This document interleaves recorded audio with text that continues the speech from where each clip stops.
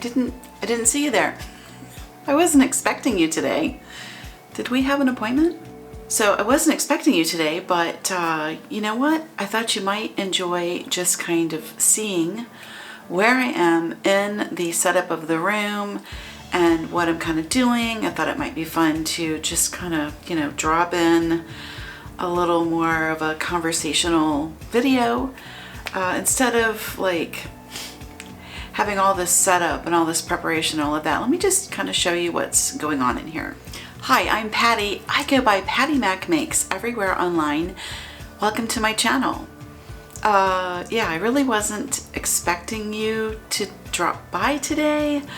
I'm not really set up. I'm not really like planned.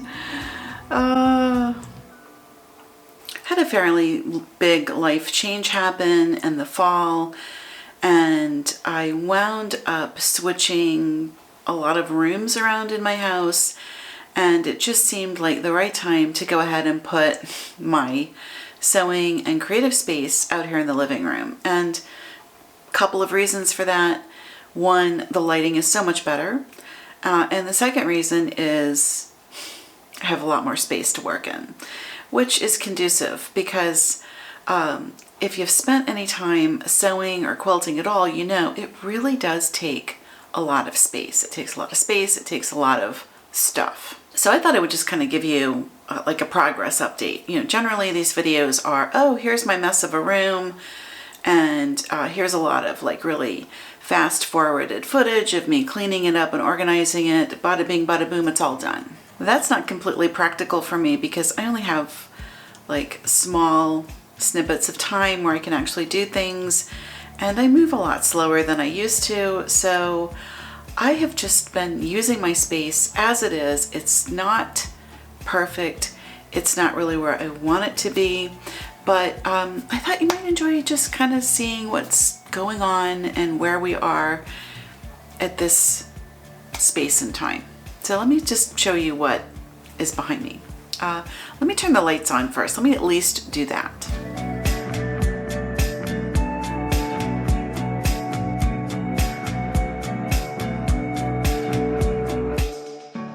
Yeah, I have a thing for fairy lights and lights behind me, and I will tell you those are also all IKEA finds. I published a video recently, well, I published a couple actually. One is about the table that's like directly behind me. I'll show you that I'm using as my cutting and workspace. The other video that is IKEA based is about my Cowlex units that I customized, and I love those things. I have not completely finished figuring out what I'm doing with all of this stuff, so it is what it is. I kind of I don't do a lot of like super forward planning in my life because I find if I start planning things out several months ahead, you know, life comes ahead and says, not so fast. We're going to hand this to you now. And so, I don't know, for whatever reason, I just find I can't plan any more than maybe a couple of weeks or something ahead because I just don't know what's coming. But today, let me just show you how I'm set up at this moment in time and what I'm doing and working on. And yeah, that's what we're doing today. Okay, here we go. This is my room as you walk in from the front door, and you can see I've got my ironing board right there with my iron. That's because I have a power plug on that side. And right over there you can see the beautiful kitchen island that is also my cutting space. And then over in the back corner you can see there is my beautiful Cowlex. I really love that thing, and I really love the cutting table. Over to the right, you can't see it well here, I'll move in a second. There's my sewing machine, and I've got my machines set up. I decided to just use the same table that I had in the previous room as my sewing table. It's nothing more than a little dining table, but it has expandable leaves so I can make it smaller or larger as I need it to be. But now with the cutting table, I don't really need such a big table for the machines. But okay, let's let's take a closer look at what's on the cutting table. So I received a couple of questions after I put this table together, this kitchen island that I'm using as a cutting table. And people were wondering how the cutting mat fit on top. And you can see it fits beautifully, and I still have quite a lot of space all around. So this is fantastic because I have my cutting space and I still have space on either side to put whatever tools or, whatever I'm using.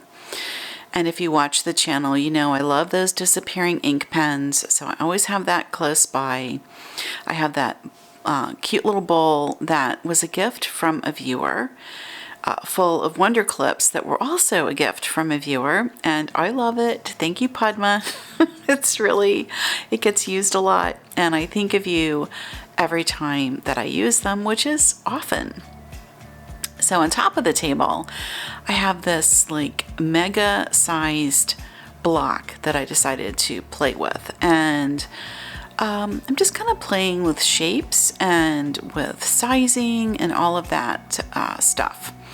And, in half square triangles, and that whole block is HST squares. I will tell you that I am using Creative Grids square rulers to trim down all of my HST blocks so everything is nice and square. And I only had one, which was a 3.5-inch square. And another viewer sent me a whole set of them for Christmas. And Luann, thank you so much. I love them. I am using them constantly. And it's been really fun to experiment with sizes and to see how much difference it makes going up just an inch or two on the size of your block, your building block, I should say, and how that affects the overall size of your finished quilt block. Because you can see, that one is huge. It's almost a meter wide, so it's big. And I love it. And it's going to be its own wall hanging piece, and I'm going to display it here in the creative space. So that block is made entirely of HST blocks, and it's sort of like playing with color, and it's working with 3 different colors. And I will tell you something, having my fabrics out here, and I'm going to just lower the camera while we're talking. Sorry for the bumpiness. This tripod is like really old. It might be older than some of my viewers. It goes back to 1995. I've had it a long time. It has literally been around the world with me, so I'm fond of it. But it's not, super smooth like a newer one would be. But you know what? That's okay. Neither am I. So you can see I have populated that upper shelf with all of my mini fabric bolts. And I have to tell you something. All of that came out of the craft cart and then the little trolley. All of that. It blows my mind how much I pulled out of my craft cart. I had no idea I had this much stuff.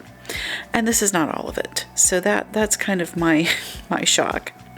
And why I'm doing so much experimentation with blocks, because I have a lot of fabric, more than I realized.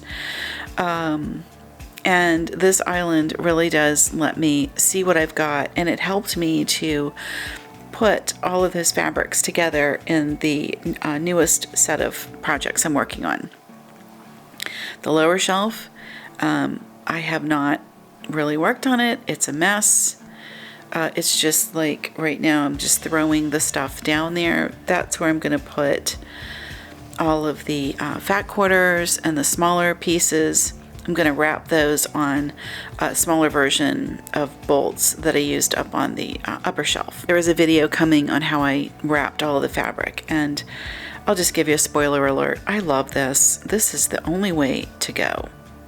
So that's what that looks like. And we'll just kind of scan over here so you can just get a feel of the room. Let me bring the camera up. So over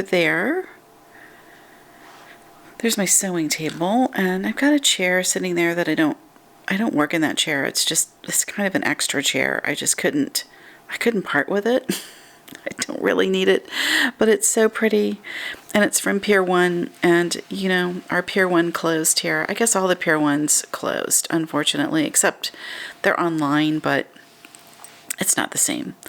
So I'm attached to the chair, and I'm not sure what I'm doing with it, but there it is. And you can see the little kitchen table, and I do have both machines set up. So let's change our angle, and I'll show you what's going on over there. That is my patchwork machine, and that is like my main sewing machine now. I do all of my piecing and small sewing on it. I have outfitted the Brilliance with my walking foot, and I have been using that machine for all of the walking foot work, which is mainly like when I go to, you know, do the quilting. And I have found it to be super helpful to have a main sewing machine and a secondary sewing machine that just the walking foot can live on that machine all the time. That really does help. So this is where I'm sewing, and you can see it's just a table, and I'll just scan over here and you can kind of see. So this is the dining room, and I've moved my little office setup out here, and I will be getting a desk that will match the filing cabinet, so it'll give me a much nicer workspace and area to do all the things that I do, because I am on the computer constantly. I think that's the hardest part about having a website and the YouTube channel is that, you know, mostly that's where I am. And that desk is not adequate. It was never supposed to be my main desk, but I've been using it now for like 10 years, and it's time. I need a grown-up desk. So when they come back in stock, I will be heading back to Ikea to get one. In the meantime, let me just scan up so you can see what's going on here. So I have my Skadis pegboard, which I love. I got a second one that will go in the office. And then right behind it, you can see I'll point to it for you. So this piece, that is a hanging bookshelf, and I've got to get that on the wall. It matches my island, so I have to get that up there. And then if I keep going up, because this room has cathedral ceilings, so it's really a lot of wall space that goes all the way up the wall. That's where I'm going to put that big quilt block. And I basically expect to change it out here and there. So that's going to be like a display space for different quilt tops and things that I've worked on, because you know, I like doing wall hangings. I'm super into those. They're really fun to me, and that is a great space to show all of that off. So that is where that block is going to go when I'm done with it. The Skadis I use to organize my cutting tools and rulers and all of that stuff. I have ribbon up there. I found all that ribbon when I cleaned up. I didn't know I had so many ribbons. I got a lot of ribbons. And then the bookshelf will go up, and that will display projects. And then I'll just scan over, and there you can see the ironing board. I actually made over the ironing board. I will link over to that video. If you've got kind of an old ironing board, you can fix it up just with a little spray paint and a new cover. It's not hard to do. And there's the foyer, and I'll just come around. In that piece on the back wall, that is an old crewel embroidery that my grandmother on my mom's side made. So I come by crafting naturally. It's in my genes, literally. And then the photo at the top of the peacock, that is a photo I did years ago when I lived in the country. One of the farmers had peacocks, and they were like always out in the street. Anyway. If you live in the country, you know what I'm talking about. Let me just come down, and then right over here is the island.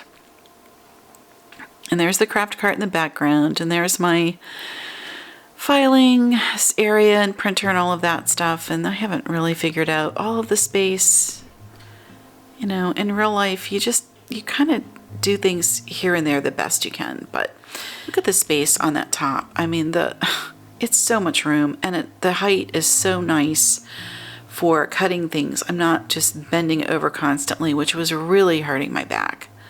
So anyway, yeah, that's what's happening so far. I hope that that is inspiring to you, that you know that you don't have to have a perfect space to still be productive. I know that we all see these picture perfect rooms, and that's not what I have at all.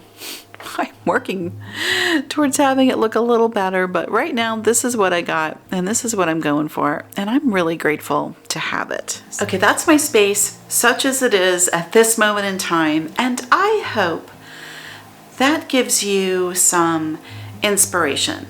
And I say that because everything we see online is picture perfect, like top level design. It's like they paid someone to come in and like design these beautiful spaces for them. And I like seeing that also.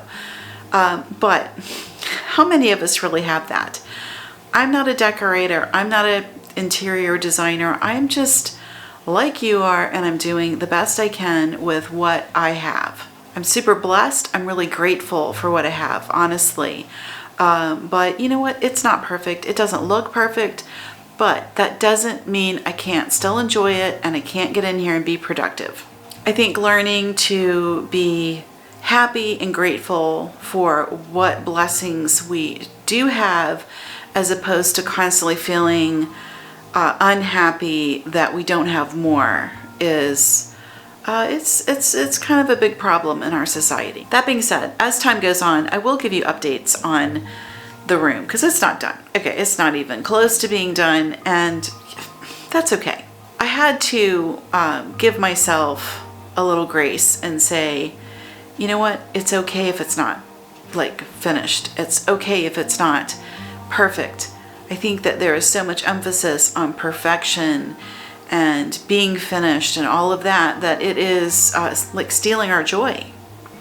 It's stealing our gratitude for the things and the blessings that we have in the moment and where we are currently. I encourage you to just take 5 minutes today and get really centered and focused on the blessings in your life, and be grateful for the space that you have for making whatever it is that you enjoy making. And that's it. That's what I've got today. I sure appreciate you hanging out with me, for sticking around, and let me know in the comments what your room is like. Are you living in perfection, or are you more like me and you're using what you have and enjoying it along the way? Okay, that's it. Thanks for spending time, and I'll see you in the next video.